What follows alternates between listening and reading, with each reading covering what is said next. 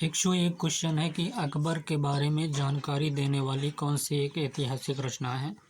101 question क्या है कि अकबर के बारे में जानकारी देने वाली कौन सी एक ऐतिहासिक रचना है। पहला है कि प्रसंग पारिजात, आइन ए अकबरी या भवतारण या आशा सागर।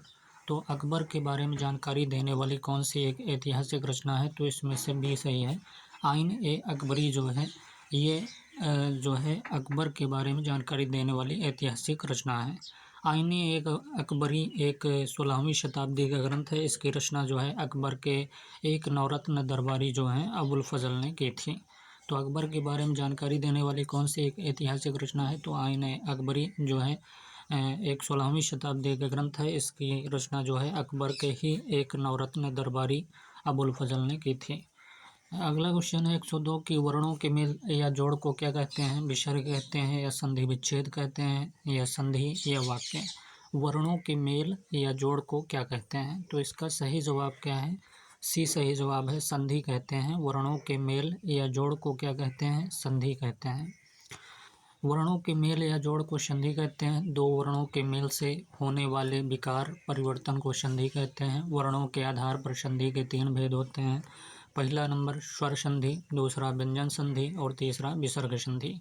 जैसे हो गया देवधन अर्चन, देवधन अर्चन बराबर देवार्चन, सदा धन एव बराबर सदैव, और उत्धन झट बराबर उज्झट, और तपाह धन बल बराबर तपोबल, तपाह धन बल बराबर तपोबल।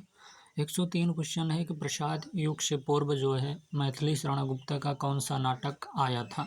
प्रसाद युग से पूर्व, प्रसाद युग से पहले जो है मैथिली शरण गुप्त का कौन सा नाटक आया था। चंद्रहास, चंद्रगुप्त या चंद्रकला या चंद्रोदय। तो इनमें से प्रसाद युग के पूर्व जो है मैथिली शरण गुप्त का कौन सा नाटक आया था, तो ये सही जवाब चंद्रहास है।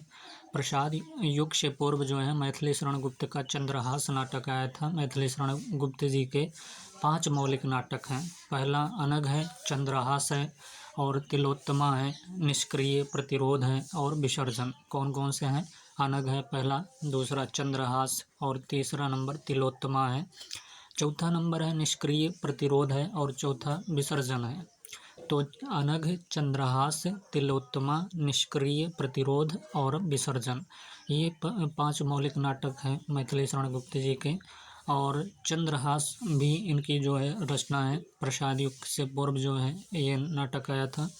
जबकि चंद्रगुप्त जो है 1931 ईस्वी जयशंकर प्रसाद का प्रमुख नाटक है। प्रसाद के प्रमुख नाटक की बात करें तो सज्जन है, इनकी नाटक कल्याणी है, करुणालय है, प्रायश्चित है और राज्यश्री और अजातशत्रु, विशाख और परिणय, ये सभी रचनाएं जो है जयशंकर प्रसाद की नाटक हैं। चंद्रगुप्त 1931 में रचित है। और प्रसाद के प्रमुख नाटक सज्जन, कल्याणी, करुणालय, प्रायश्चित, राज्यश्री, अजातशत्रु, विशाख और परिणय। अगला क्वेश्चन है 104 कि निम्न विकल्पों में से उस विकल्प का चयन करें जो दिए गए संधि विच्छेद शब्द के सही संधि का विकल्प है।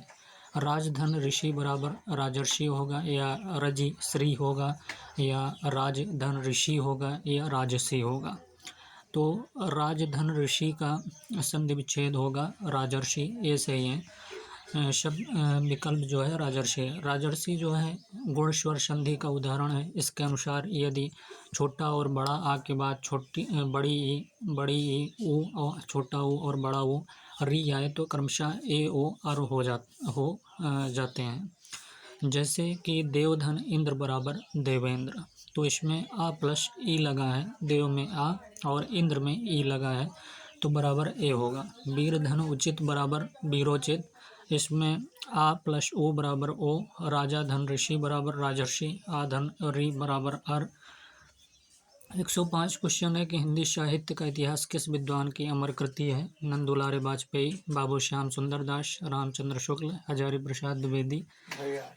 तो हिंदी साहित्य का इतिहास हिंदी साहित्य का इतिहास किस विद्वान की अमर कृति है, तो इसका सही जवाब है रामचंद्र शुक्ल। हिंदी साहित्य का इतिहास जो है किस विद्वान की अमर कृति है, रामचंद्र शुक्ल का है।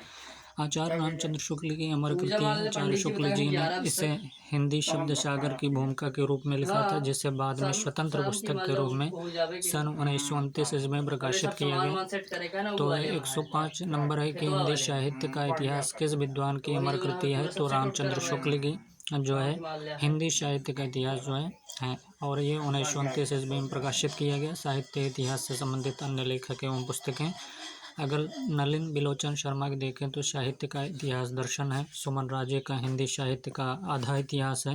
राम किशोर शर्मा का है हिंदी साहित्य का इतिहास। राम स्वरूप चतुर्वेदी की रचना कौन सी है, इतिहास ग्रंथ, तो इतिहास साहित्य और संवेदना का विकास इनकी जो है रचना है, हिंदी साहित्य और संवेदना का विकास। हजारी प्रसाद द्विवेदी की बात करें तो इनका इतिहास ग्रंथ जो है हिंदी साहित्य की भूमिका है।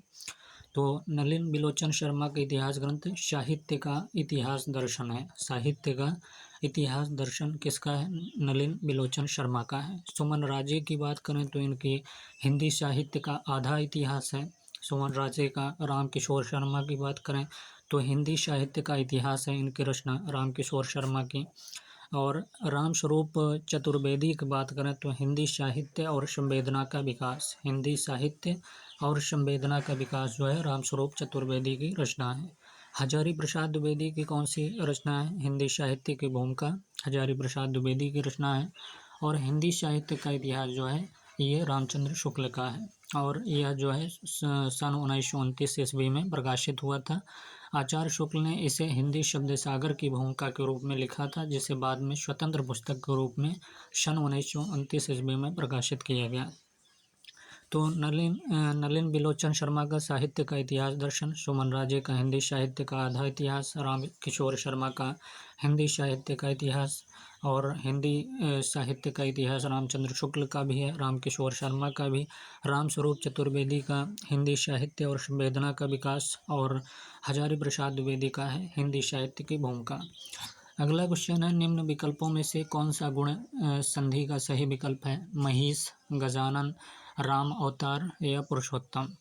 तो इसमें से गुण संधि का सही विकल्प कौन सा है, तो इसका सही जवाब जो है डी है, पुरुषोत्तम जो है शब्द गुण संधि का सही विकल्प है। गुण स्वर संधि में यदि छोटा और बड़ा के बाद बड़ी ऊ, छोटा ऊ और बड़ा ऊ री आते हैं तो क्रमशः ए ओ अर हो जाते हैं। जैसे रमाधन ईस बराबर रमेश, रमाधन ईस बराबर रमेश, आ प्लस ई बराबर ए। पर धन उपकार बराबर क्या होगा, परोपकार, पर धन उपकार बराबर परोपकार, आ प्लस ओ बराबर ओ। राजा धन ऋषि बराबर राजर्षि, आ प्लस रि बराबर आर। अगला क्वेश्चन है कि मृगनयनी किसका उपन्यास है, मृगनयनी जो है किसका उपन्यास है, अमृतलाल नागर, वृंदावन लाल वर्मा, जैनेन्द्र कुमार या नागार्जुन। तो मृगनयनी किसका उपन्यास है, तो इसका सही जवाब वृंदावन लाल वर्मा का जो है मृगनयनी उपन्यास है। इसमें 15वीं शती के ग्वालियर राज्य के जो प्रतापी राजा मान सिंह तोमर तथा उनकी मुजरी रानी जो है मृगनयनी की प्रेम कथा है। तो मृगनयनी किसकी है, वृंदावन लाल वर्मा का उपन्यास है। इसमें जो है 15वीं शती के ग्वालियर राज्य के प्रतापी राजा जो है मान सिंह तोमर तथा उनकी मुजरी रानी मृगनयनी की प्रेम कथा है। वृंदावन लाल वर्मा की प्रमुख कृतियों की बात करें तो इनकी रचना है अहिल्याबाई, टूटे कांटे हैं, संगम है, लगान है, कुंडली चक्र है, नीलकंठ है, मंगलसूत्र। ये सभी रचना जो है वृंदावन लाल वर्मा की प्रमुख कृतियाँ अहिल्याबाई, टूटे कांटे और संगम, लगान और कुंडली चक्र, नीलकंठ, मंगलसूत्र ये सभी उपन्यास हैं और मृगनयनी भी इनकी उपन्यास है। अगला हाँ लाइब्रेरी जाएगा, लाइब्रेरी कहाँ पे है, संग्रामगढ़ पढ़ाएंगे कब तक हो गया, संध्या तक आई थी। मैं दूसरे मेन चीज है ना और कौन दिन हबो नहीं है कहीं रहा था तो कम से कम हम समाज सामान सही से सेट कर दिए तो पूजो समय हो समय प्रसाद सा दे से। चलो ठीक है, देख लीजिए ठीक। कहानी संग्रह है इनकी दबे पाँव, मेढकी का ब्याह, अंगूठी का दान। ये सभी कहानी संग्रह वृंदावन लाल वर्मा की। दबे पाँव, मेढकी का ब्याह, अंगूठी का दान ये सभी वृंदावन लाल वर्मा के प्रमुख जो है कहानी संग्रह है। जैनेन्द्र कुमार के उपन्यास है परख, सुनीता, त्यागपत्र, कल्याणी, विवर्त, शुगदा। ये सभी जैनेन्द्र कुमार के उपन्यास परख हैं, सुनीता, त्यागपत्र, कल्याणी, विवर्त, शुगदा।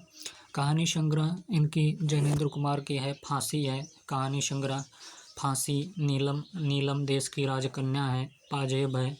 जय संधि, एक रात है, दो चिड़िया है। तो फांसी, नीलम देश की राजकन्या, पाजेब, जय संधि, एक रात, दो चिड़िया आदि ये सभी जो है कहानी संग्रह है जैनेन्द्र कुमार के। और उपन्यास इनकी परख है, सुनीता है, त्यागपत्र, कल्याणी, विवर्त और शुगदा। नागार्जुन की कृतियों के उपन्यास की बात करें तो रतिनाथ की चाची है इनकी। नागार्जुन के उपन्यास रतिनाथ की चाची, बलचनामा है, नई पौध है, वरुण के बेटे हैं, दुखमोचन और उग्रतारा। ये सभी जो है उपन्यास है नागार्जुन के। रतिनाथ की चाची, बलचनामा, नई पौध, वरुण के बेटे, दुखमोचन, उग्रतारा। कविता इनकी है युगधारा है। युगधारा जो है कविता है सतरंगे पंखों वाली, शतरंगे पंखों वाली, तालाब की मछलियाँ हैं, हजार हजार बाहों वाली हैं, पुरानी जूतियों का कोरस है। पुरानी जूतियों का कोरस ये कविता जो है नागार्जुन की है। हजार हजार बाहों वाली, मछली, तालाब की मछलियाँ, शतरंगे पंखों वाली और युगधारा। तो क्वेश्चन क्या था कि मृगनयनी किसका उपन्यास है, तो वृंदावन लाल वर्मा का है। 15वीं शती के ग्वालियर राज्य के प्रतापी राजा मानसिंह तोमर तथा उनकी गुजरी रानी जो है मृगनयनी की प्रेम कथा है।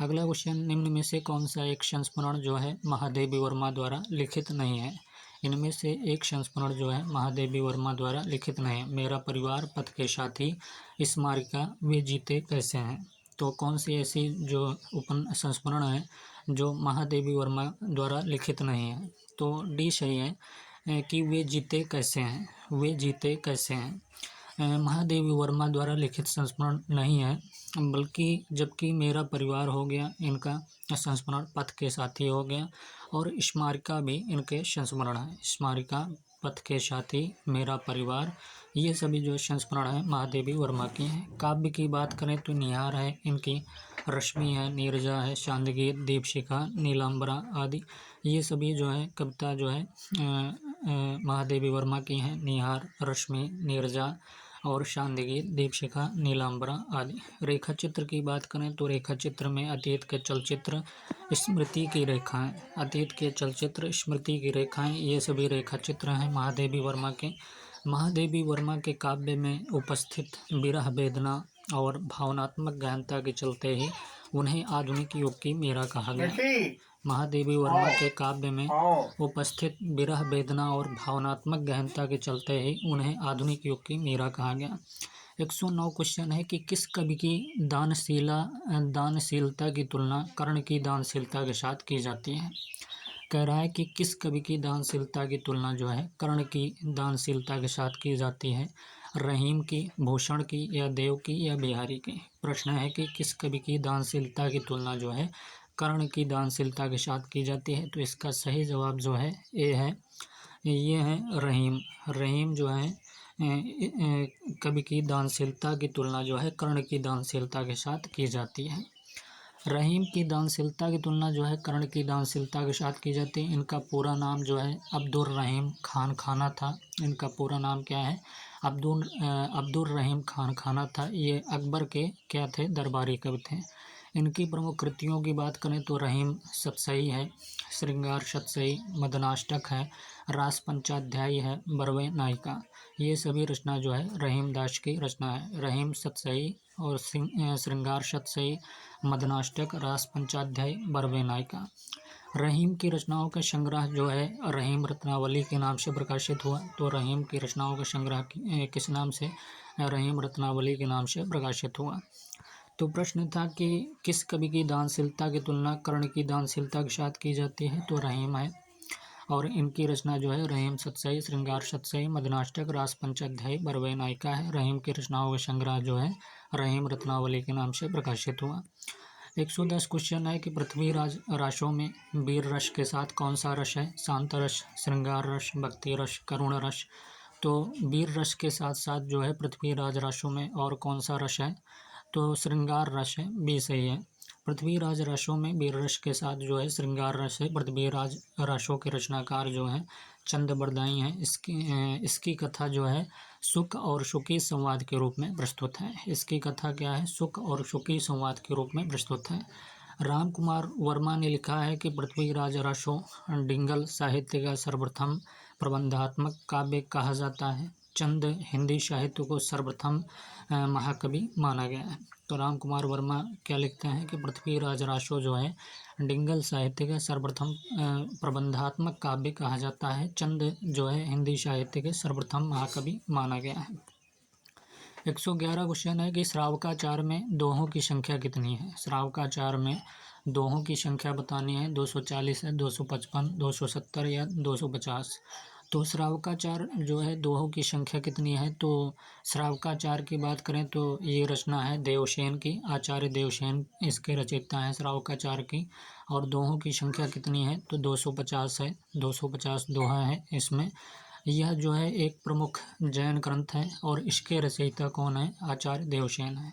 यह क्या है? एक प्रमुख जैन ग्रंथ है श्रावकाचार और इसके रचयिता आचार्य देवसेन है। और दोहों की संख्या इसमें जो है 250 है। 112 क्वेश्चन है कि निम्न विकल्पों में से उस विकल्प का चयन करें जो दिए गए शब्द के सही संधि विच्छेद का विकल्प है। चरणामृत का सही संधि विच्छेद क्या है? चरणाधन मृत या चरणाधन अमृत या चरणधन अमृत या चरणधर अमृत। तो सही संधि विच्छेद क्या है चरणामृत का? तो चरणधन अमृत जो है ये सही संधि विच्छेद है चरणामृत के। चरणामृत में दीर्घ स्वर संधि है। इसके अनुसार दो समान स्वर मिलकर दीर्घ हो जाते हैं, अर्थात आ इ उ री के बाद इनके ही हस्व या दीर्घ आए तो दोनों मिलकर दीर्घ हो जाते हैं। जैसे देवधन अर्चन बराबर देवार्चन, आ प्लस छोटा आ प्लस छोटा आ प्लस आ बराबर बड़ा, गिरिधन ईश बराबर गिरीश, बड़ी प्लस बड़ी बराबर ई। 113 क्वेश्चन है कि नीचे दिए गए शब्द में प्रयुक्त संधि के भेद का सही विकल्प चुनिए। नाविक का संधि विच्छेद बताना है। कौन सी संधि है? नाविक वृद्धि संधि है, अयादि संधि है, यण संधि, गुण संधि। तो नाविक जो है ये अयादि संधि है। नाविक क्या है? अयादि संधि। नाविक शब्द में प्रयुक्त संधि के भेद का सही विकल्प अयादि संधि है। अयादि स्वर संधि के अनुसार यदि ए छोटा ए और बड़े ए ओ के बाद कोई भिन्न स्वर आए तो ए का आय और ओ का जो है आओ तथा आओ का आओ हो जाता है। जैसे नेधन अन बराबर क्या होगा? नेधन अन बराबर नयन होगा। नेधन अन बराबर नयन। गय धन इका बराबर क्या होगा? गय धन इका बराबर गायिका होगा। ए प्लस ई बराबर आय। धौ धन इका बराबर क्या होगा? तो धाविका होगा। आओ प्लस ई बराबर आओ। तो नाविक का संधि का नाम क्या है? तो अयादि संधि नाविक का संधि का नाम है। 114 क्वेश्चन निम्न विकल्पों में से उस विकल्प का चयन करें जो दिए गए शब्द के सही संधि विच्छेद का विकल्प है। उल्लेख का जो है संधि विच्छेद बताना है। तो ए है कि उल धन एक, उल धन लेख, उत धन लेख, उ धन लेख। तो उल्लेख का सही संधि विच्छेद उत धन लेख है। उल्लेख जो है व्यंजन संधि है। व्यंजन में ता से संबंधित कई नियम हैं। पहला नियम है कि यदि ता के बाद ला आए तो ता परिवर्तित होकर ला हो जाता है। जैसे उत धन लाश बराबर क्या होगा? उत धन लाश बराबर उल्लास होगा। सेकंड नियम है कि यदि ता के बाद टा आए तो ता परिवर्तित होकर दा हो जाता है। बृहत धन जैसे हो गया बृहत धन टीका बराबर बृहद टीका, बृहत धन टीका बराबर बृहद टीका। तीसरा नियम है यदि ता के बाद चा या छा आए तो ता परिवर्तित होकर चा हो जाता है। जैसे उत धन चारण बराबर उच्चारण, उत धन चारण बराबर उच्चारण। जगत धन छाया बराबर जगत छाया। 115 क्वेश्चन है कि निम्न विकल्पों में से उस विकल्प का चयन करें जो दिए गए संधि विच्छेद शब्द के सही संधि का विकल्प है। निधन ठुर बराबर क्या होगा? तो निठुर होगा या निष्ठुर होगा या निथुर होगा या निठुर होगा। तो बी सही है, निष्ठुर होगा। निधन ठुर बराबर क्या होगा? निष्ठुर। निधन ठुर शब्द के सही संधि विच्छेद संधि का विकल्प निष्ठुर है। निष्ठुर शब्द में विसर्ग संधि है। इसके अनुसार यदि विसर्ग के पहले छोटी और बड़ी ऊ हो और उसके बाद का खा टाठा पाफा आए तो विसर्ग बदलकर जो है शा हो जाता है। जैसे निधन कपट बराबर क्या होगा? निष्कपट। नी धन प्राण बराबर निष्प्राण होगा। धनु धन टंकार बराबर धनु धन टंकार बराबर क्या होगा, धनुष टंकार। ये संधि विच्छेद है। 116 क्वेश्चन है कि निम्न विकल्पों में से उस विकल्प का चयन करें जो दिए गए शब्द के सही संधि विच्छेद का विकल्प है। शरणार्थी का संधि विच्छेद क्या है, शरणाधनथी या सरधन आर्थी या शरणाधन आर्थी या शरणधन अर्थी। तो शरणार्थी का संधि विच्छेद जो है शरणधन अर्थी होगा। शरणार्थी शब्द के सही संधि विच्छेद का विकल्प क्या है, तो शरणधन अर्थी बराबर शरणार्थी। 117 क्वेश्चन है कि एक बूंद सहसा उछली, एक बूंद क्या सहसा उछली, किसका विख्यात यात्रा संस्मरण है। डॉक्टर रघुवंश का है, अज्ञेय का है या रामवृक्ष बेनीपुरी का है या निर्मल वर्मा का। तो एक बूंद जो है सहसा उछली किसका विख्यात यात्रा संस्मरण है। तो इसका सही जवाब भी है अज्ञेय है। अज्ञेय का विख्यात यात्रा संस्मरण है। अज्ञेय ने यात्रा साहित्य संबंधी 2 पुस्तकों की रचना की। पहला नंबर इनकी पुस्तक है अरे यायावार रहेगा याद, अरे यायावार रहेगा याद 1953 ईस्वी में। इसमें अज्ञेय की भारतीय यात्राओं का क्या है, विशद चित्रण है। अरे यायावार रहेगा याद 1953 इसमें क्या है, अज्ञेय की भारतीय यात्राओं का विशद चित्रण। और दूसरा नंबर एक बूंद सहसा उछली 1965 ईस्वी में। इसमें जो है उनकी जो है यूरोपीय यात्राओं का वर्णन है। एक बूंद सहसा उछली में क्या है, उनकी यूरोपीय यात्राओं का वर्णन है। अज्ञेय के उपन्यास की बात करें तो शेखर की जीवनी 2 भाग में है। शेखर की जीवनी ये उपन्यास है अज्ञेय की। नदी के द्वीप भी हैं इनकी उपन्यास, अपने अपने अजनबी, ये सभी उपन्यास जो है अज्ञेय के हैं। शेखर एक जीवनी 2 भाग, नदी के द्वीप, अपने अपने अजनबी। काव्य रचनाओं की बात करें तो भग्नदूत है, चिंता है, इत्तेलम है, शरणार्थी है, हरी घास पर क्षण भर है, आंगन के पार द्वार है, कितनी नाव में कितनी बार। ये सभी काव्य रचनाएं हैं अज्ञेय की। भग्नदूत, चिंता, इत्तेलम, शरणार्थी, हरी घास पर क्षण भर, आंगन के पार द्वार, कितनी नाव में कितनी बार। 118 क्वेश्चन है कि निम्न में से कौन सी रचना जो है केशवदास की नहीं है। इनमें से कौन सी रचना जो है केशवदास की नहीं है। सपनावली, विज्ञान गीता, रतन बावनी, जहांगीर जसचंद्रिका। तो ऐसी कौन सी रचना है जो केशवदास की नहीं है, तो सपनावली जो है ये केशवदास की रचना नहीं है, बल्कि विज्ञान गीता, रतन बावनी, जहांगीर जसचंद्रिका, ये तीनों जो है रचना केशवदास के हैं। विज्ञान गीता, रतन बावनी, जहांगीर जसचंद्रिका। शकुनावली केशवदास की रचना नहीं है। केशवदास की रचनाओं की बात करें तो रसिक प्रिया इनकी रचना है, कवि प्रिया है, नक्षिक छंदमाला है, रामचंद्रिका है, और रतन बावनी है, विज्ञान गीता है, जहांगीर जसचंद्रिका है। आचार्य शुक्ल जो है इन्हें कठिन काव्य का प्रेत कहा है। आचार्य शुक्ल ने इन्हें क्या कहा, कठिन काव्य का प्रेत कहा। आचार्य शुक्ल ने रामचंद्रिका को छंदों का अजायब घर भी कहा है। तो आचार्य रामचंद्र शुक्ल क्या कहते हैं, इनको कठिन काव्य का प्रेत कहा है। और आचार्य शुक्ल ने ही रामचंद्रिका जो रचना है इनकी, इसको छंदों का अजायब घर कहा है, छंदों का अजायब घर। 119 क्वेश्चन, निम्न विकल्पों में से उस विकल्प का चयन करें जो दिए गए संधि विच्छेद शब्द के सही संधि का विकल्प है। सतधन मित्र बराबर समित्र, इस्तमित्र या सन्मित्र या सतामित्र। तो सतधन मित्र का जो है संधि विच्छेद क्या होगा, इस्तमित्र जो है संधि विच्छेद सही होगा। सतधन मित्र शब्द के सही संधि का विकल्प जो है सन्मित्र है। अन्य सभी विकल्प जो है असंगत है। तो सी सही है, सतधन मित्र बराबर सन्मित्र। तो सतधन मित्र बराबर सन्मित्र इसका संधि विच्छेद होगा। अगला है कि निम्न विकल्पों में से उस विकल्प का चयन करें जो दिए गए संधि विच्छेद शब्द के सही संधि का विकल्प है। पितृधन इच्छा बराबर क्या होगा, पितृइच्छा या पृच्छा या प्रतीक्षा या पितृइच्छा। तो डी सही है, पितृइच्छा जो है, पितृधन इच्छा बराबर पितृइच्छा, इसका सही संधि विच्छेद होगा। पितृधन इच्छा बराबर पितृइच्छा। 121 क्वेश्चन है कि आचार्य रामचंद्र शुक्ल की जो रसमीमांसा नामक आलोचनात्मक कृति में कितने अध्याय हैं। आचार्य रामचंद्र शुक्ल की रसमीमांसा नामक आलोचनात्मक कृति में कितने अध्याय हैं ये बताना है। 7 अध्याय हैं, 3 अध्याय हैं, 4 अध्याय या 5 अध्याय।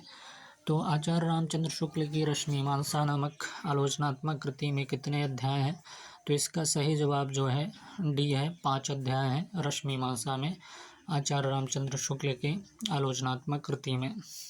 तो कितने अध्याय हैं? 5 अध्याय हैं। आचार्य शुक्ल के रश्मिमांसा नामक आलोचनात्मक कृति में कुल 5 अध्याय हैं।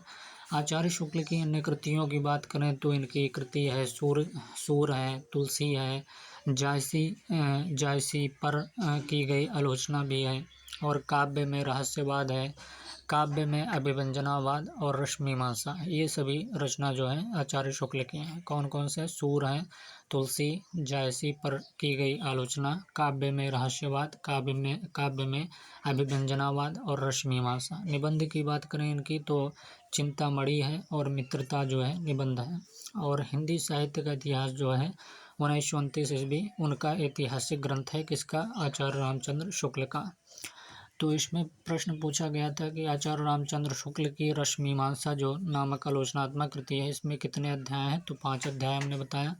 और इनकी रचना जो है सूर, तुलसी, जायसी पर की गई आलोचना है, काव्य में रहस्यवाद है, काव्य में अभिव्यंजनावाद है और रश्मिमांसा है, निबंध चिंतामणि मित्रता है। हिंदी साहित्य का इतिहास जो है 1929 ईस्वी उनका ऐतिहासिक ग्रंथ है।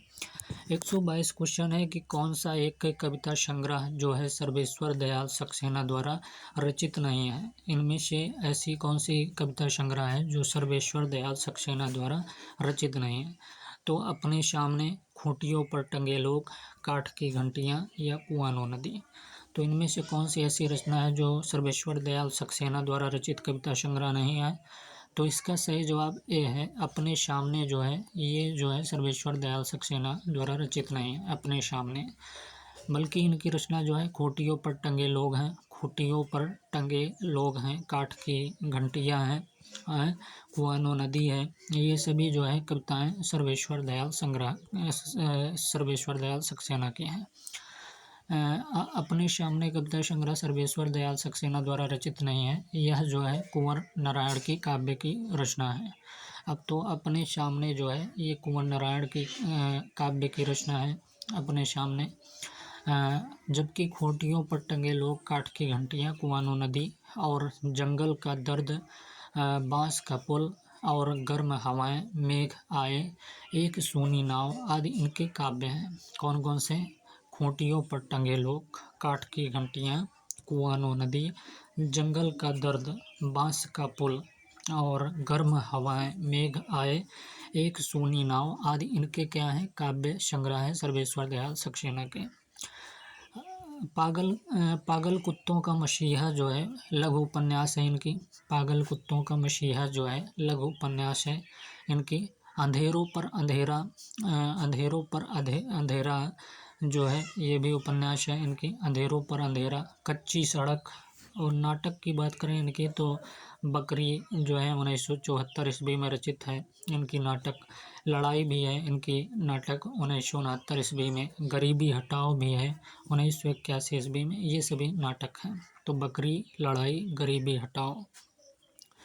तो प्रश्न क्या था? प्रश्न यही था कि कौन सा एक कविता संग्रह सर्वेश्वर दयाल सक्सेना द्वारा रचित नहीं है? तो हमने बताया अपने सामने। यह जो है कुंवर नारायण द्वारा रचित है, काव्य रचना है अपने सामने। खूंटियों पर टंगे लोग, काठ की घंटियाँ, कुआनो नदी, ये सभी जो रचनाएं हैं।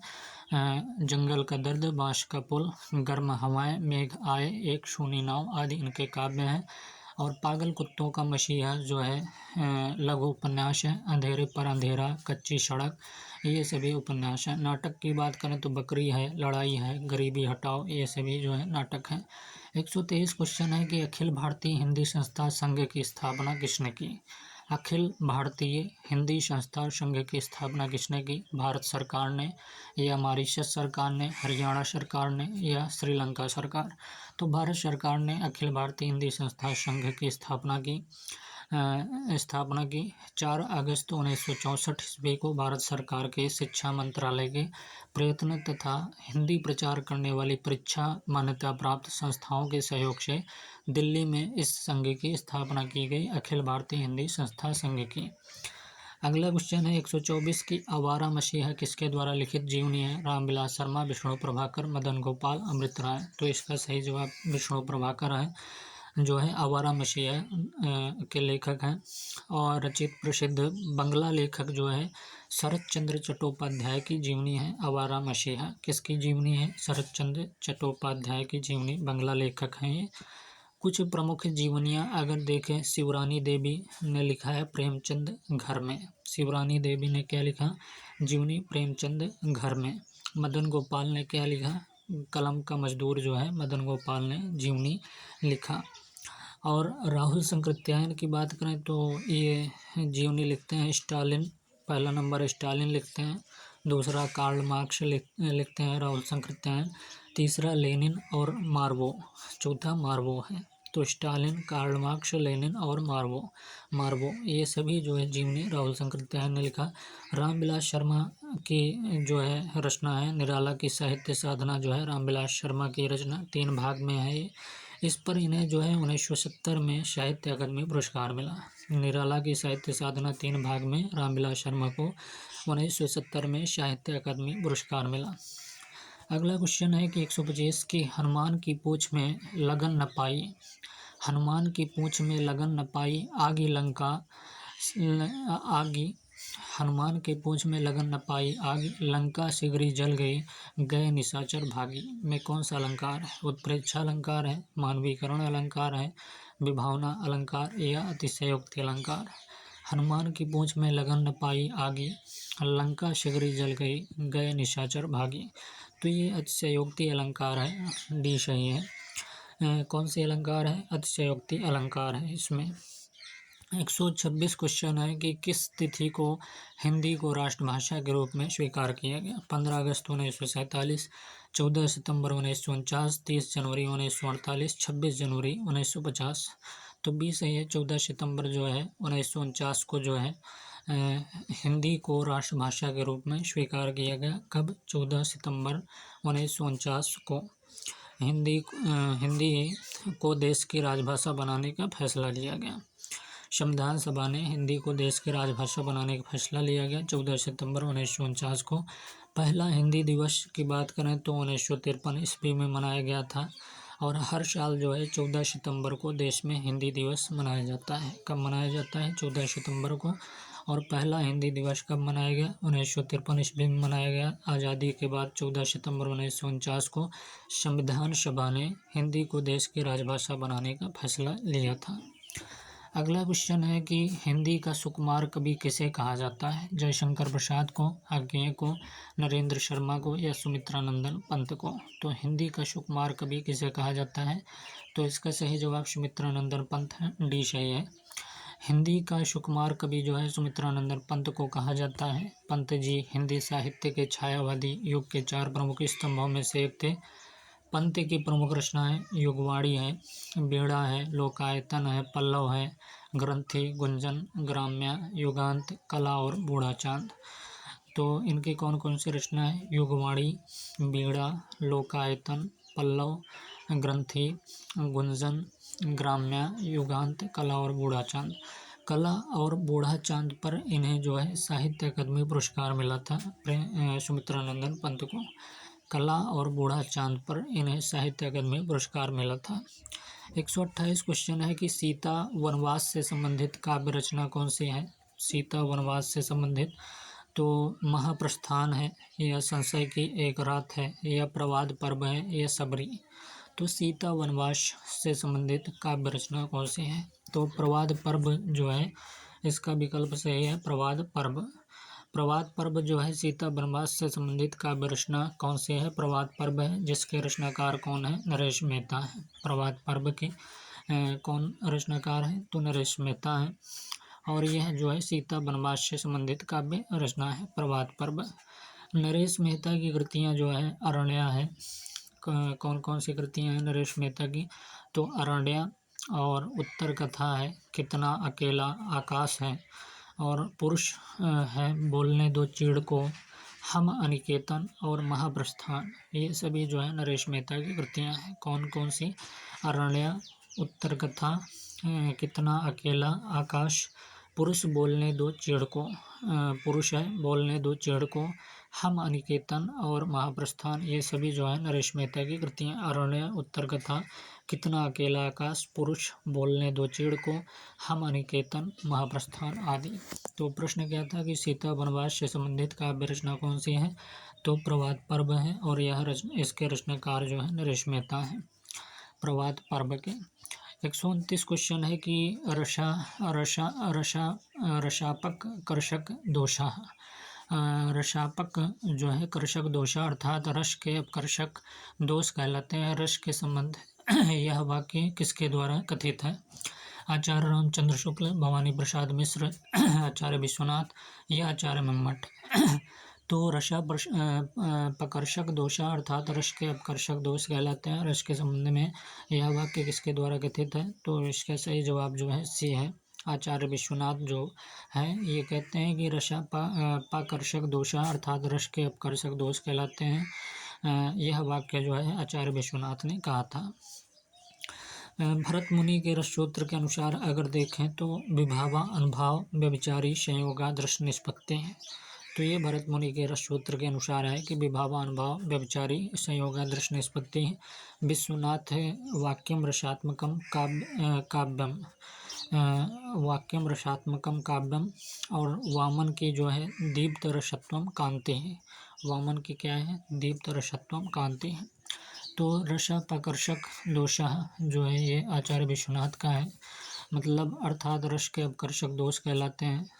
तो अगला है कि भरत मुनि के रससूत्र के अनुसार विभावान भाव व्यभिचारी संयोगा दृष्ट निष्पत्ति भरत मुनि के अनुसार है, और विश्वनाथ जो है वाक्यम रसात्मकम काव्यम, ये जो है विश्वनाथ लिखते हैं। वामन जो है दीप्त रसत्वम कांति, दीप्त रसत्वम कांति, ये जो है वामन की है।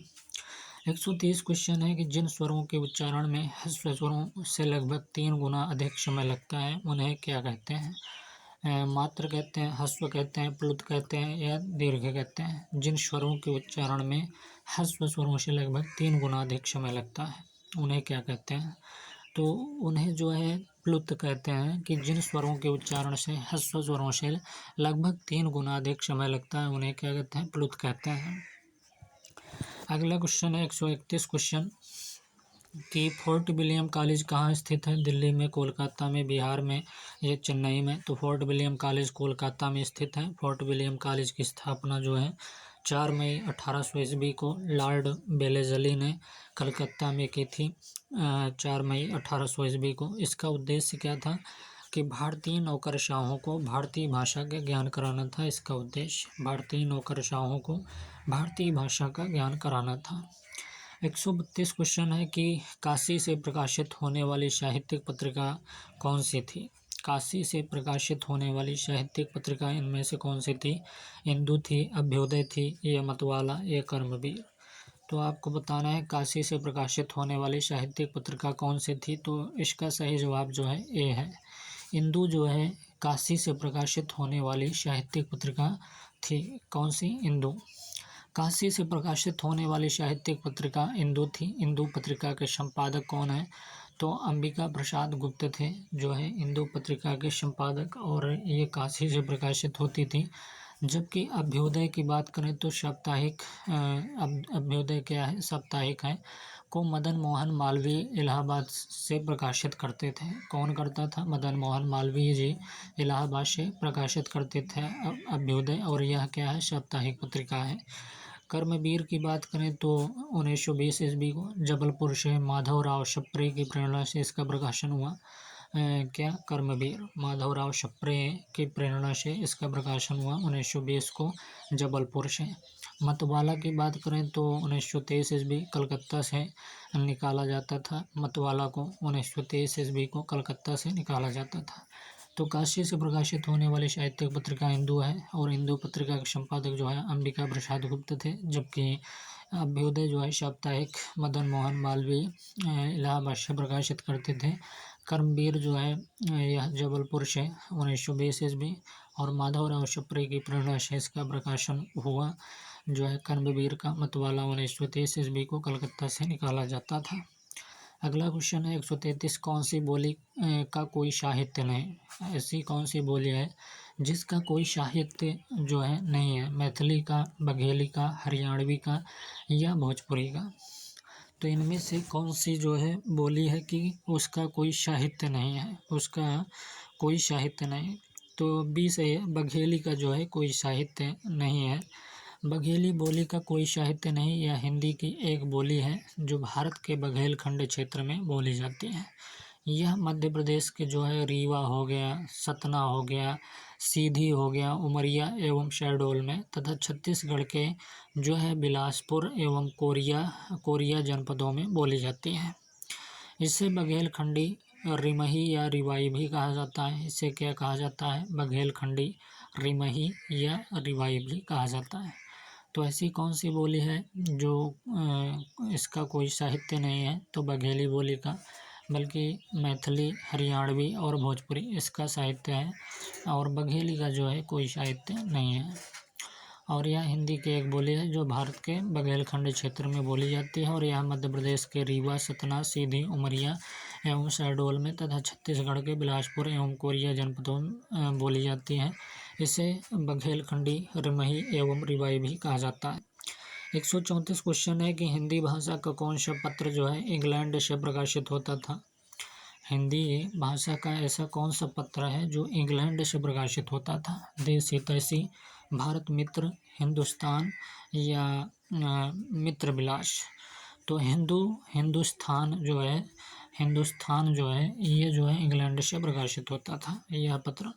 हिंदुस्तान हिंदी भाषा का ऐसा पत्र था जो इंग्लैंड से प्रकाशित होता था। 1883 ईस्वी में अवध के राजा जो है रामपाल सिंह ने इंग्लैंड से प्रकाशित किया। कौन? तो 1883 ईस्वी में अवध के जो राजा थे रामपाल सिंह, इन्हें इंग्लैंड से प्रकाशित किया हिंदुस्तान। तो पत्र, पत्रिका और तिथि और स्थान और संपादक का नाम बताएं। तो देश हितैषी जो है यह अजमेर में निकलती है और रामदास वर्मा संपादक हैं। देश हितैषी के रामदास वर्मा संपादक, अजमेर से 1881 ईस्वी में। और भारत मित्र की बात करें तो संपादक रुद्रदत्त शर्मा है और कलकत्ता से निकलती थी भारत मित्र, और 1877 ईस्वी में। भारत जीवन की बात करें तो रामकृष्ण वर्मा है काशी से 1882 ईस्वी। प्रजा हितैषी की बात करें तो राजा लक्ष्मण सिंह आगरा से 1861 ईस्वी प्रजा हितैषी। लोक मित्र की बात करें तो ईसाई पादरी हैं लोक मित्र के जो है संपादक ईसाई पादरी, और आगरा से 1863 ईस्वी। इसमें पूछा गया था कि हिंदी भाषा का कौन सा ऐसा पत्र है जो इंग्लैंड से प्रकाशित होता था? तो हमने बताया हिंदुस्तान जो है इंग्लैंड से प्रकाशित होता था। 1883 ईस्वी में अवध के राजा जो है रामपाल सिंह ने इंग्लैंड से प्रकाशित किया। और देश हितैषी रामदास वर्मा अजमेर से, और 1881 ईस्वी में। भारत मित्र जो है कलकत्ता से रुद्रदत्त शर्मा 1877 ईस्वी में। भारत जीवन काशी से रामकृष्ण वर्मा 1882 ईस्वी में। प्रजा हितैषी जो है राजा लक्ष्मण सिंह आगरा से 1861 ईस्वी। लोक मित्र जो है ईसाई पादरी आगरा से 1863 ईस्वी। 135 क्वेश्चन है कि महाराष्ट्र के वर्धा में स्थित राष्ट्रभाषा प्रचार समिति जो कि एक हिंदी सेवी संस्था है, उसकी स्थापना कब हुई? 1936 में, 1947 में, 1950 में या 1963 में? तो आपको बताना है कि महाराष्ट्र के वर्धा में स्थित राष्ट्रभाषा प्रचार समिति जो कि एक हिंदी सेवी संस्था है, उसकी स्थापना जो है कब हुई? तो इसका सही जवाब 1936 है। राष्ट्रभाषा प्रचार समिति की स्थापना सन 1936 ईस्वी से में हुई थी। इसका मुख्य केंद्र क्या है? तो इसका मुख्य केंद्र जो है महाराष्ट्र के वर्धा में था। इस समिति के प्रमुख जो है डॉक्टर राजेंद्र प्रसाद, सुभाष चंद्र बोस हैं, महात्मा गांधी हैं और पंडित जवाहरलाल नेहरू, आचार्य नरेंद्र देव जैसे लोग थे। तो राष्ट्रभाषा प्रचार समिति की स्थापना सन 1936 ईस्वी में हुई थी। और इसका मुख्य केंद्र क्या है? तो मुख्य केंद्र जो है महाराष्ट्र के वर्धा में था। इस समिति के प्रमुख डॉक्टर राजेंद्र प्रसाद, सुभाष चंद्र बोस हैं, महात्मा गांधी हैं, पंडित जवाहरलाल नेहरू, आचार्य नरेंद्र देव जैसे लोग थे। फोर्ट विलियम कॉलेज जो है कलकत्ता में, और संस्थापक कौन है? लॉर्ड वेलेस्ली, 4 मई 1800 ईस्वी। इंग्लैंड पृष्ठ नागरी प्रयागराज से चिंतामणि घोष। इंडियन प्रेस 1884 जो है प्रयागराज से चिंतामणि घोष जो है संस्थापक हैं इंडियन प्रेस के। नागरी प्रचारणी सभा की बात करें तो श्याम सुंदर दास, शिव कुमार मिश्र और राम नारायण मिश्र, ये वाराणसी से 16 जुलाई 1893 ईस्वी। हिंदुस्तानी एकेडमी की बात करें तो धीरेन्द्र वर्मा है हिंदुस्तानी एकेडमी, धीरेन्द्र वर्मा प्रयागराज से 1927 ईस्वी। तो fort William college Lord Wellesley Calcutta से 4 मई 1800 ईस्वी। इंडियन प्रेस चिंतामणि घोष प्रयागराज से 1884। नागरी प्रचारणी सभा श्याम सुंदर दास, शिव कुमार मिश्र, राम नारायण मिश्र, वाराणसी से 16 जुलाई 1893 ईस्वी। हिंदुस्तानी एकेडमी धीरेन्द्र वर्मा प्रयागराज से 1927 ईस्वी। अगला क्वेश्चन है कि निम्न में से कौन सी द्रविड़ भाषा नहीं है? तो कुडुखो या सिंधी या तुलु या मलयालम। तो इनमें से कौन सी जो है द्रविड़ भाषा नहीं है? तो सिंधी जो है ये द्रविड़ भाषा नहीं है, बल्कि कुडुखो, तुलु और मलयालम ये सभी जो है क्या है द्रविड़ भाषा है। कौन कौन से? कुडुखो, तुलु और मलयालम जो है ये सभी सिंधी भाषा है, द्रविड़ भाषा है। सिंधी द्रविड़ भाषा नहीं है, जो है सिंधी द्रविड़ भाषा नहीं बल्कि यह ब्राह्मण अपभ्रंश की भाषा है सिंधी। तो सिंधी क्या है? द्रविड़ भाषा नहीं बल्कि यह क्या है? ब्राह्मण अपभ्रंश की भाषा है। प्राकृत के 5 भेदों से अपभ्रंश की भी 5 भेद बने और इन्हीं से आधुनिक आर्य भाषा का विकास हुआ। तो निम्न में से कौन सी द्रविड़ भाषा नहीं? तो हमने बताया कि कुडुखो ये सिंधी नहीं है बल्कि कुडुखो और तुलु मलयालम है।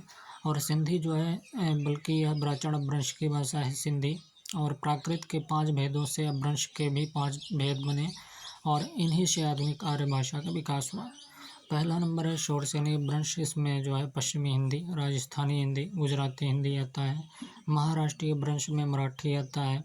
मागधी अपभ्रंश में बिहारी, बंगला, उड़िया, असमी ये सभी आते हैं। अर्धमागधी अपभ्रंश में पूर्वी हिंदी आती है और ब्राह्मण अपभ्रंश में सिंधी और पंजाबी आता है। तो कौन सी द्रविड़ भाषा नहीं आता? तो सिंधी नहीं है बल्कि कुडुखो, तुलु और मलयालम है। 137 क्वेश्चन है कि किस छंद के सभी चरणों में वर्णों की संख्या नियत रहती है? कौन लघु होगा और कौन गुरु, यह निश्चित रहता है। तो ऐसा कौन सा छंद है जिसमें सभी चरणों में वर्णों की संख्या क्या होती है? नियत रहती है। और कौन लघु होगा और कौन गुरु, यह निश्चित रहता है। मात्रिक छंद में, मुक्त छंद में, वार्णिक छंद में, अर्धमात्रिक छंद में। तो इसका सही जवाब वार्णिक छंद है कि वार्णिक छंद में सभी चरणों में वर्णों की संख्या क्या रहती है? नियत रहती है। और लघु कौन लघु होगा और कौन गुरु, यह निश्चित रहता है किसमें? वार्णिक छंद में। तो वार्णिक छंद के सभी चरणों में वर्णों की संख्या नियत रहती है और कौन लघु होगा कौन गुरु होगा यह निश्चित रहता है। मात्रिक छंद की बात करें तो मात्रा की गणना पर आधारित छंद मात्रिक छंद कहलाता है। दोहा और चौपाई आदि छंद जो है मात्रिक छंद में गिने जाते हैं। दोहा और चौपाई क्या है? मात्रिक छंद में गिने जाते हैं। मुक्तक छंद क्या है? चरणों की अनियमित, असमान, स्वच्छंद गति और भावानुकूल यति विधान ही मुक्तक की विशेषता है। कौन कौन से? चरणों की अनियमितता और असमान, स्वच्छंद गति और भावानुकूल जो है यति विधान की मुक्तक की विशेषता है। तो किस छंद के सभी चरणों में वर्णों की संख्या नियत रहती है और कौन लघु होगा और कौन गुरु, यह निश्चित रहता है। तो ये वार्णिक छंद है। 318 क्वेश्चन है कि भाषा विज्ञान की भाषा की उत्पत्ति, भाषा विज्ञान की भाषा की उत्पत्ति, उसकी बनावट, उसके विकास तथा उसके ह्रास की वैज्ञानिक व्याख्या करता है किसके द्वारा लिखित वाक्य है? भाषा विज्ञान जो है भाषा की उत्पत्ति, उसकी बनावट, उसके विकास तथा उसके ह्रास की वैज्ञानिक व्याख्या करता है किसके द्वारा लिखित है वाक्य है? तो मंगलदेव शास्त्री के द्वारा, डॉक्टर श्याम सुंदर दास के द्वारा या सर विलियम जोन्स के द्वारा, डॉक्टर भोलानाथ तिवारी के द्वारा। तो इसका सही जवाब जो है डॉक्टर श्याम सुंदर दास हैं कि भाषा विज्ञान भाषा की उत्पत्ति जो है उसकी बनावट, उसके विकास तथा उसके ह्रास की वैज्ञानिक व्याख्या करता है। भाषा विज्ञान क्या करता है? भाषा की उत्पत्ति, उसकी बनावट हो गया, उसके विकास तथा उसके हृदय की वैज्ञानिक व्याख्या करता है। यह जो है डॉक्टर श्याम सुंदर दास का कथन है। जबकि कुछ अन्य विद्वानों ने भाषा की परिभाषा निम्न ढंग से प्रस्तुत की हैं। मंगलदेव शास्त्री की बात करें तो इन्होंने भाषा के बारे में क्या बताया इन्होंने मंगलदेव शास्त्री ने भाषा मनुष्य की उस चेष्टा व्यापार को कहते हैं जिससे मनुष्य अपने उच्चारणों उपयोगी शरीरा अवयवों को उच्चारण किए गए वर्णात्मक या व्यक्त शब्दों द्वारा अपने विचारों को प्रकट करते हैं। तो मंगलदेव शास्त्री का कथन है कि भाषा जो है मनुष्य की उस चेष्टा व्यापार को कहते हैं जिससे मनुष्य अपने उच्चारणों उपयोगी शरीरावयवों से उच्चारण किए गए वर्णात्मक या व्यक्त शब्दों द्वारा अपने विचार को प्रकट करते हैं। डॉक्टर भोलानाथ तिवारी क्या लिखते हैं, भाषा जो है निश्चित प्रयत्न के स्वरूप मनुष्य के मुख से निःसृत व सार्थक ध्वनि समष्टि है जिसका विश्लेषण और अध्ययन हो सके। हेनरी स्वाट क्या कहते हैं, ध्वन्यात्मक शब्दों द्वारा विचारों का प्रकटीकरण ही भाषा है। हेनरी स्वीट क्या कहते हैं कि ध्वन्यात्मक शब्दों द्वारा विचारों का प्रकटीकरण ही भाषा है। गार्डनर क्या लिखते हैं भाषा विज्ञान के बारे में कि विचारों के व्यक्ति के लिए जिन व्यक्त एवं स्पष्ट ध्वनि संकेतों का व्यवहार किया जाता है उसे क्या कहते हैं, भाषा कहते हैं। तो भाषा विज्ञान भाषा की उत्पत्ति, उसकी बनावट, उसके विकास तथा उसके आवाज़ की वैज्ञानिक व्याख्या करता है। ये क्या सही जवाब क्या है, डॉक्टर श्याम सुंदर दास है। अगला 139 क्वेश्चन है कि शब्द शक्ति के कितने प्रकार होते हैं, तो 4, 5, 3, 2। तो इसका सही जवाब 3 है। शब्द शक्ति के जो है 3 प्रकार होते हैं। शब्द या शब्द समूह में जो अर्थ छिपा होता है उसे प्रकाशित करने वाली शक्ति का नाम शब्द शक्ति है। शब्द या शब्द समूह में जो अर्थ छिपा होता है उसे प्रकाशित करने वाली शक्ति का नाम शब्द शक्ति है। शब्द शक्तियों के 3 भेद होते हैं। पहला नंबर अभिधा शब्द शक्ति, लक्षणा शब्द शक्ति और व्यंजना शब्द शक्ति। अभिधा शब्द शक्ति क्या है, तो शब्द की जिस शक्ति से उसके सांकेतिक प्रसिद्ध अर्थ का बोध हो उसे अभिधा कहते हैं। जैसे मोहन पुस्तक पढ़ रहा है, तो शब्द की जिस शक्ति से उसके सांकेतिक प्रसिद्ध अर्थ का बोध हो उसे क्या कहते हैं, अभिधा कहते हैं। जैसे मोहन जो है पुस्तक पढ़ रहा है। लक्षणा शब्द शक्ति क्या है, जहाँ शब्दों के मुख्य अर्थ को बाधित कर परंपरा या लक्षणों के आधार पर अन्य अर्थ को ग्रहण किया जाता है उसे लक्षणा कहते हैं। तो लक्षणा शब्द शक्ति क्या है कि जहाँ शब्दों के मुख्य अर्थ को बाधित कर जो है परंपरा या लक्षणों के आधार पर अन्य अर्थ को ग्रहण किया जाता है उसे लक्षणा कहते हैं। आचार्य देव क्या लिखते हैं कि अभिधा जो है उत्तम काव्य है। अभिधा उत्तम काव्य है, मध्य लक्षणालीन, अधम व्यंजना रस बिरस उलट कहत प्रवीण। अभिधा उत्तम काव्य है, मध्य लक्षणालीन, अधम व्यंजना रस बिरस उल्टी कहत प्रवीण। ये कौन लिखता है, आचार्य देव लिखते हैं लक्षणा शब्द शक्ति के बारे में। व्यंजना शब्द शक्ति, शब्द के जिस व्यापार से मुख्य और लक्ष्य अर्थ भिन्न अर्थ की प्रतीति हो उसे क्या कहते हैं, व्यंजना शब्द शक्ति कहते हैं। तो शब्द के जिस व्यापार से मुख्य और लक्ष्य अर्थ भिन्न अर्थ की प्रतीत हो उसे व्यंजना कहते हैं। अगला क्वेश्चन 140 है कि निम्न में कौन सा भाषा विज्ञान का विभाग नहीं है। तो ऐसा कौन सा है जो भाषा विज्ञान का विभाग नहीं, ध्वनि विज्ञान, स्वनिम विज्ञान, पद विज्ञान, पदार्थ विज्ञान। तो इसका सही जवाब जो है पदार्थ विज्ञान जो है ये भाषा विज्ञान का विभाग नहीं, बल्कि पद विज्ञान और ध्वनि विज्ञान और स्वनिम विज्ञान ये सभी हैं, पदार्थ विज्ञान नहीं है। तो पदार्थ विज्ञान भाषा विज्ञान के विभाग नहीं बल्कि पदार्थ विज्ञान बहुविषयक क्षेत्र है जिसमें पदार्थ के विभिन्न गुणों का अध्ययन जो है विज्ञान एवं तकनीकी के विभिन्न क्षेत्रों में इसके प्रयोग का अध्ययन किया जाता है। स्वनिम विज्ञान क्या है, तो स्वनिम विज्ञान में किसी भी भाषा की सार्थक ध्वनियों की व्यवस्था का अध्ययन किया जाता है। स्वनिम विज्ञान में क्या होता है, किसी भी भाषा की सार्थक ध्वनियों की व्यवस्था, सार्थक जो है ध्वनियों की व्यवस्था सार्थक ध्वनियों की व्यवस्था जो है किया जाता है, व्यवस्था का अध्ययन किया जाता है स्वनिम विज्ञान में। पद विज्ञान क्या है, तो भाषा विज्ञान में रूपिम की संरचनात्मक इकाई के आधार पर शब्द रूप, भाषा विज्ञान में रूपिम की संरचनात्मक इकाई के आधार पर शब्द रूप अर्थात पद के अध्ययन को पद विज्ञान अथवा रूप विज्ञान मॉर्फोलॉजी जिसे कहते हैं। पद विज्ञान क्या है, तो भाषा विज्ञान में रूपिम की संरचनात्मक इकाई के आधार पर शब्द रूप अर्थात पद के अध्ययन को पद विज्ञान अथवा रूप विज्ञान मॉर्फोलॉजी कहते हैं। ध्वनि विज्ञान क्या है, जिसमें ध्वनि का वैज्ञानिक अध्ययन किया जाए वह ध्वनि विज्ञान है।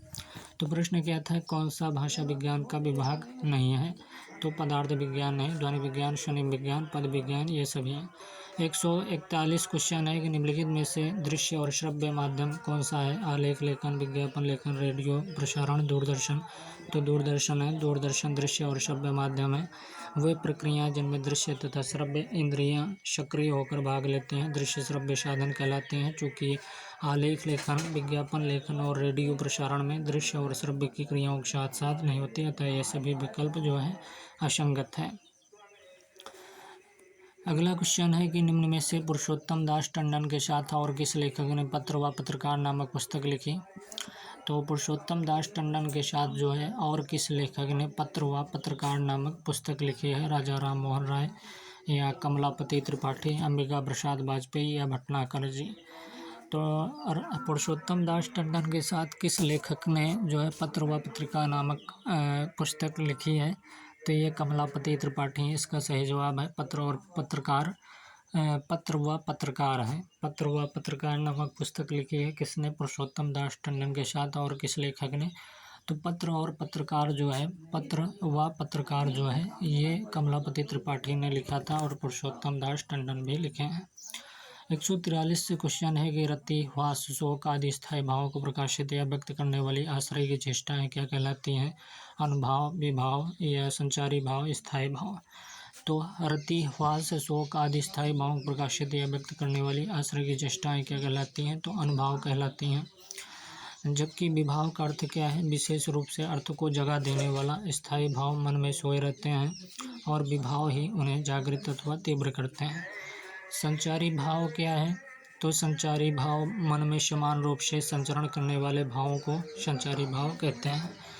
मन में संचरण करने वाले भाव को क्या कहते हैं? संचारी भाव कहते हैं। अगला क्वेश्चन है कि साक्षात्कार के सामान्य नियमों के अनुसार दिए गए विकल्पों में से कौन सा विकल्प गलत है? तो प्रस्तुत साक्षात्कार के संबंध में भेंट जो है नायक को अपना उद्देश्य स्पष्ट करना चाहिए। दूसरा है कि जिसका साक्षात्कार लेना हो से मिलकर अथवा दूरभाष से संपर्क स्थापित कर तिथि, समय और स्थान निश्चित कर लेना चाहिए। तीसरा है साक्षात्कार के दौरान साक्षात्कार देने वाले व्यक्ति की जाति, धर्म अथवा व्यक्तिगत अभिरुचियों से संबंधित प्रश्न पूछे जा सकते हैं। चौथा है कि साक्षात्कार के समय दोनों का प्रसन्नचित्त एवं सहज होना आवश्यक है। तो इसका सी सही जवाब है कि साक्षात्कार के सामान्य नियमों के अनुसार दिए गए विकल्पों में कौन सा विकल्प गलत है? तो जो है बी गलत है। जिसका साक्षात्कार लेना हो उससे मिलकर नहीं, सी गलत है। साक्षात्कार के दौरान जो है साक्षात्कार देने वाले व्यक्ति की जाति, धर्म अथवा व्यक्तिगत अभिरुचियों से संबंधित प्रश्न पूछे जा सकते हैं, ये गलत है। बल्कि सही क्या है? प्रस्तुत साक्षात्कार के संबंध में भेंट नायक को अपना उद्देश्य स्पष्ट करना चाहिए। दूसरा है कि जिसका साक्षात्कार लेना है उससे मिलकर अथवा दूरभाष से संपर्क स्थापित कर तिथि, समय और स्थान निश्चित कर लेना चाहिए। अगला है कि साक्षात्कार के समय दोनों का प्रसन्नचित्त एवं सहज होना आवश्यक है। अगला क्वेश्चन है 145 की इनमें से किस समाचार पत्र के संपादक जो है बाबू बाल मुकुंद गुप्त नहीं थे? इनमें से कौन सा ऐसा समाचार पत्र है जिसके संपादक जो है बाबू बाल मुकुंद गुप्त नहीं थे? संजीवनी, हिंद बंगवासी, भारत मित्र या अखबार चुनार? संजीवनी, हिंदी बंगवासी, भारत मित्र या अखबार चुनार? तो ये सही है। जो संजीवनी जो है ये बाबू बाल मुकुंद गुप्त इस पत्र के संपादक, समाचार पत्र के संपादक नहीं है। कौन से? तो ये सही है। संजीवनी के जो है समाचार पत्र के संपादक जो है बाबू बाल मुकुंद गुप्त नहीं है, बल्कि हिंदी बंगवासी हैं, भारत मित्र हैं, अखबार चुनार, ये सभी जो हैं इसके संपादक हैं बाल मुकुंद गुप्त। समाचार पत्र के कौन कौन सी? हिंदी बंगवासी और भारत मित्र, अखबार चुनार। संजीवनी समाचार पत्र की स्थापना के मित्रा ने की थी। संजीवनी समाचार पत्र की स्थापना किसने की? तो के मित्रा ने की थी। बंगाल बंटवारे की खबर सबसे पहले संजीवनी समाचार पत्र में ही छपी। तो बंगाल की जो घटना थी, बंगाल बंटवारे की खबर जो थी सबसे पहले संजीवनी समाचार पत्र ने ही जो है छापी 6 जुलाई 1905 ईस्वी। जबकि बाबू बाल मुकुंद गुप्त ने अखबार चुनार हो गया 1886 ईस्वी, और हिंदी बंगवासी 1893, भारत मित्र 1899। भारत मित्र समाचार पत्र के संपादकत्व के समय ही उसी साल उनकी मृत्यु हुई। तो भारत मित्र समाचार पत्र के संपादकत्व के समय जो है में ही उसी साल उनकी मृत्यु हुई।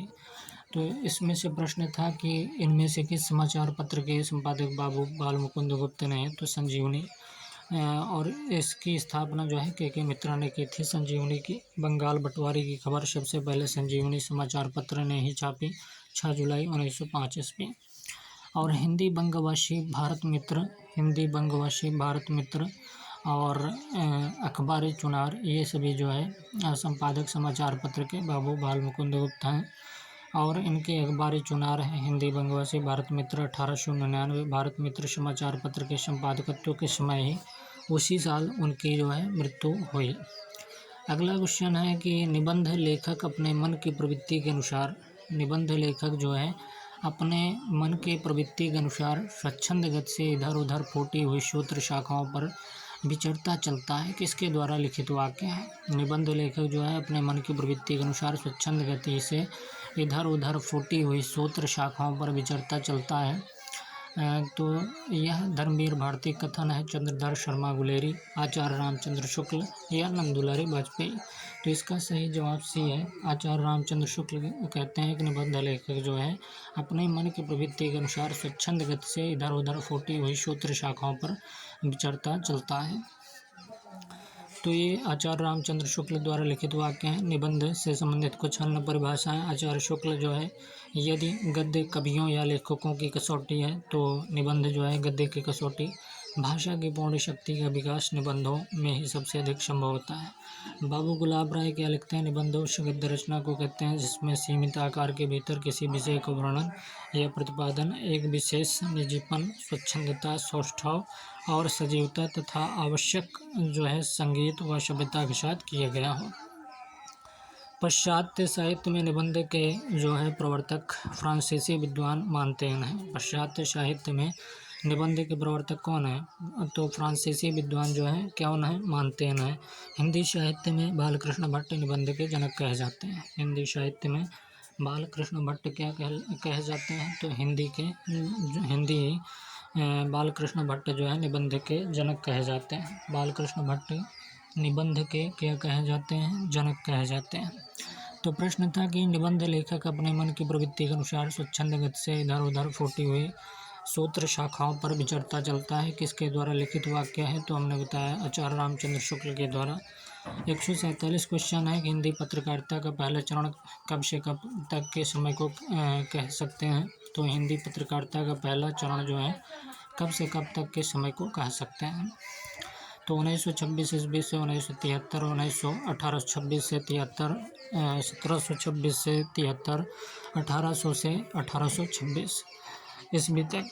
तो हिंदी पत्रकारिता का पहला चरण कब से कब तक के समय को कह सकते हैं? तो बी सही है, 1826 से 1873 ईस्वी तक को जो है हिंदी पत्रकारिता का पहला चरण कह सकते हैं। भारत में प्रकाशित होने वाला पहला हिंदी भाषा का अखबार जो है Udant Martand the rising sun 30 मई 1826 ईस्वी को शुरू हुआ। इसी दिन को हिंदी पत्रकारिता दिवस के रूप में मनाया जाता है क्योंकि इसने हिंदी भाषा में पत्रकारिता की शुरुआत को चिन्हित किया था। कुछ अन्य पत्र पत्रिका जैसे भारत मित्र हो गया, सुधा निधि 1869 ईस्वी हो गया, 1878 में भारत मित्र हो गया, उचित वक्ता जो है 1880 ईस्वी में। तो सुधा निधि 1869 और भारत मित्र 1878 और उचित वक्ता जो है 1880। उदंत मार्तंड एक साप्ताहिक पत्रिका थी जो कलकत्ता से निकलती थी, उदंत मार्तंड, और जिसके संपादक कौन थे? पंडित जुगल किशोर थे। 1909 में जयशंकर प्रसाद ने किस पत्रिका का प्रकाशन किया? इंदु, बंगदूत या धर्म प्रकाश या ज्ञानदीप? तो ये सही है, इंदु जो है 1909 में जयशंकर प्रसाद ने पत्रिका का प्रकाशन किया। 1909 में इंदु पत्रिका का प्रकाशन किया जयशंकर प्रसाद ने। हिंदी काव्य में छायावाद का आरंभ इसी पत्रिका से ही हुआ, इंदु पत्रिका से ही जो है हिंदी काव्य में छायावाद का आरंभ हुआ। पत्र पत्रिका की बात करें, तिथि, स्थान और संपादक की बात करें तो माधुरी जो है ये दुलारी लाल भार्गव और प्रेमचंद संपादक हैं इसके, माधुरी के। 1921 ईस्वी में दुलारे लाल भार्गव और प्रेमचंद जो है माधुरी पत्रिका के जो है संपादक हैं, दुलारे लाल भार्गव और प्रेमचंद, दुलारे लाल भार्गव और प्रेमचंद जो हैं ये माधुरी पत्रिका के एक संपादक हैं और लखनऊ से निकलते थे 1921 ईस्वी में।